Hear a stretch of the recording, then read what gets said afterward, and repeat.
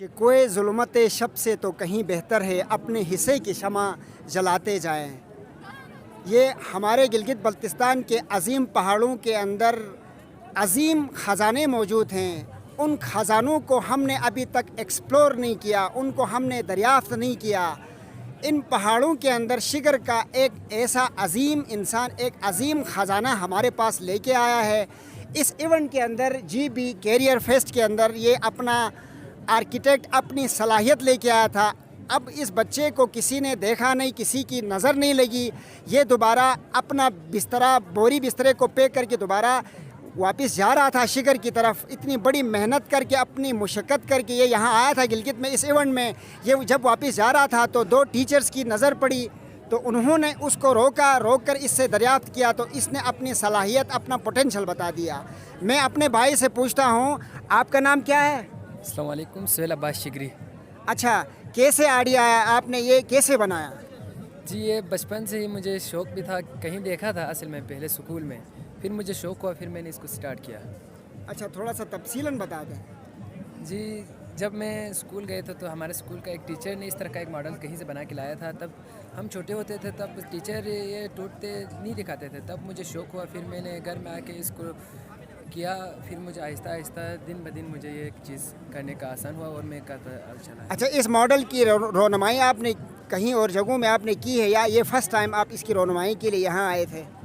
نہیں, میں نے اور بھی بہت سارے جگہوں پر میں نے اس کی رونمائی کیا ہے, جن میں اسکردو میں, شگر میں, مختلف جگہوں پر میں نے کمپٹیشن بھی کیا ہے. جی اچھا ٹیچر, آپ مجھے یہ بتائیں, یہ بندہ کہاں بیٹھا تھا؟ یہ طالب علم, یہ غریب طالب علم جو شگر سے آیا ہوا ہے, بلتستان سے آیا ہوا ہے, یہ واپس جا رہا تھا, تو آپ کی نظر پڑی, آپ نے اس کو روکا.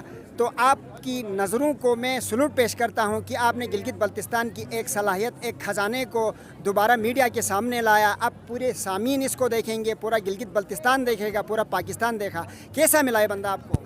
سر ہم ویٹنگ ایریا میں بیٹھے ہوئے تھے, جیسے ہماری ڈیوٹی لگی ہوئی ہے, تو یہ گزر رہے تھے وہاں سے. اس کے ہاتھ میں ہم نے یہ ماڈل دیکھا تھا, تو تھوڑا ہمیں ہوا کہ بلایا اپنے پاس. تو انہوں نے بتایا کہ ہم اسکردو سے آئے تھے اور ان کو راستے میں بھی کافی تکلیف ہوئی, اور لیکن کہہ رہے تھے کہ ابھی میں نے پیک کر کے میں واپس جا رہا ہوں. تو ہم نے کہا کہ بالکل آپ نہیں جائیں, آپ آئیں, ہم آپ کو انٹروڈیوس کرواتے ہیں یہاں. تو ہم اسے آپ کے پاس بھی لے آئے, ہم DD صاحب کے پاس بھی لے کے گئے تھے اسے. تو اس طرح یہ آ گیا. اچھا, میں آپ سے سوال کروں گا کہ اس طرح کے جو ہمارے پاس ٹیلنٹڈ لڑکے ہیں, لڑکیاں ہیں, ان کی اس طرح کی ایکٹیویٹی کو پروموٹ کرنے کے لیے گورنمنٹ سطح پہ گورنمنٹ کا کیا رول بنتا ہے؟ گورنمنٹ کو کیا کرنا چاہیے؟ گورنمنٹ کو چاہیے کہ ان کو بھی موقع دے دیں, ان کو بھی یہاں پہ ایگزیبیشن میں ان کو سٹالز پرووائڈ کرتے, تاکہ یہ اپنے ہڈن ٹیلنٹ کو لوگوں کے سامنے لاتے. اور یہ پھر بچوں کے لیے بھی ایک طرح سے موٹیویشنل یہ ان کے لیے آئٹمس بن جاتے کہ ان کو دیکھ. ایک تو دوسری بات یہ کہ انہوں نے کوئی نیا مٹیریل اس میں استعمال نہیں کیا, انہوں نے ریسائیکل کیا ہے. یہ پلاسٹک پیپرز وغیرہ استعمال کر کے, ریسائیکل کر کے انہوں نے یہ چیزیں بنائی ہیں.